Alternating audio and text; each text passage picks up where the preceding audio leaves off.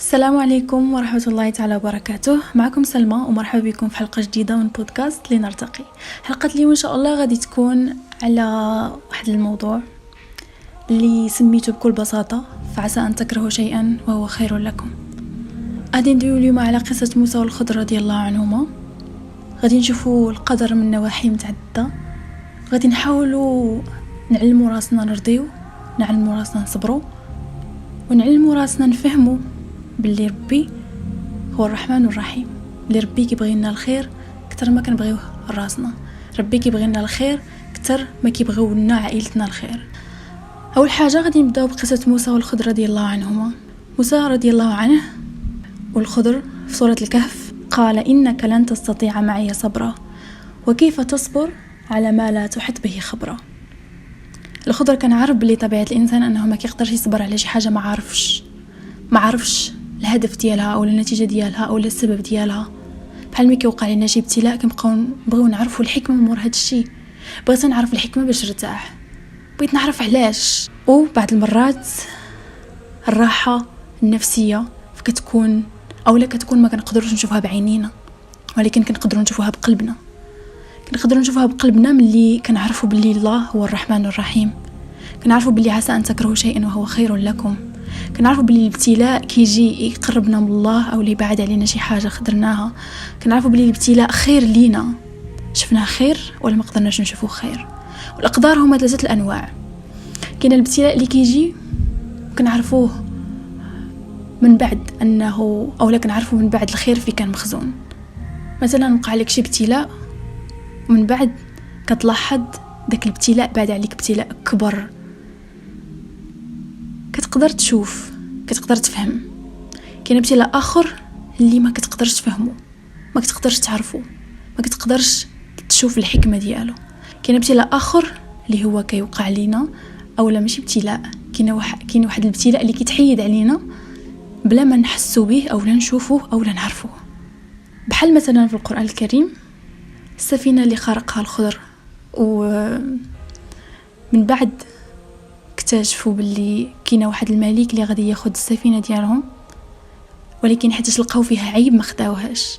يعني داك الخرق الصغيور، داك الابتلاء الصغيور حماهم من ان السفينه او مصدر الرزق ديالهم ينقطع عليهم. وكاين الغلام اللي مات لوالديه، اللي ماماه وباباه يكون بقى فيهم بزاف حيت مازال صغيور، ولكن داك الدري كو كبر كان غادي يتكرفس على والديه وربيه حيت هما صالحين وبرحمته فيهم عوضهم بدري حسن فيه الخير، فيه الخير كتر، وحفظهم من شر داك الدري. وبحال الابتلاء الثالث اللي كوطاح داك الحيط، كان دوك الدراري الصغيورين كان القريه غادي تاخذ ديك الفلوس، ولكن موسى والخضر رضي الله عنهما صلحوا داك السقف حتى كبروا الدراري الصغار. عاد اكتشفوا بلي باباهم كان خازن ليهم كنز تمايا. وكنت واحد النهار جالسه كنتسنى في طاكسي وانا نشوف واحد البنت كانت غاده دايره لي زيات وكتمشى وما مسوقاش، وكانت غادي تضربها طوموبيل. هي ما شافتش داك الشيء كامل، انا شفت، ولكن هي دايره لي زيات وغاده مكمله في طريقها والطوموبيله فرانات موراها وهي ما شافتهاش. ربي حفظها من داك الشيء وهي ما جايبه الدنيا خبار، وكملت في طريقها وما شافتش موراها وما سمعتش ما حست مرات ما والو، غاده في طريقها. في ديك اللحظه فكرت قلت بحال هاد الابتلاءات اللي ربي كيضربهم علينا وحنا ما كنجيبوا لهم خبار. هادشي علاش كاين واحد الدعاء زوين اللي اللهم صبرا على ما لا نحط به خبرا، حيت عينك تقدر ما تشوفش الخير في كاين، ولكن خصك تعلم قلبك انه يصبر، وتعلم تعرف بأن كاع اللي كيوقع لنا فيه الخير، وتعلم تعرف باللي ربي كتب على راسه الرحمة، إن الله أرحم الراحمين. وحاجة واحدة أخرى هو سلم أمرك لله، لأنه أحن منك، من أمك وأبوك ومن نفسك اللي كتبغي لها الخير، باباك وماماك. ربي أحن عليك من هادو كاملين.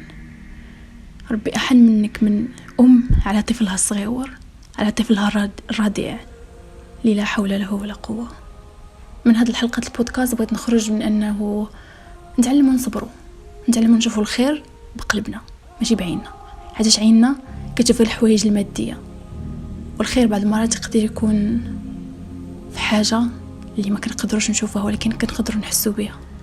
ترضى بالقدر خيره وشره. تجي الحاجه الزوينه نقولوا الحمد لله، تجي الحاجه الخيبه نقولوا اللهم صبرا جميلا. انتقوا في الله، انتقوا بأن لا يكلف الله نفسا إلا وسعها، بأن ذاك الابتلاء أنت قاد عليه، بأن هادشي غادي يفوت، بلأن شتي الحكمة دابا ولا ما شفتيهاش، كاينه حكمة كبيرة من مور هادشي. ربي من مور هادشي بغى يبعد عليك ابتلاء كبر وكبر ما تقدر تتخيل.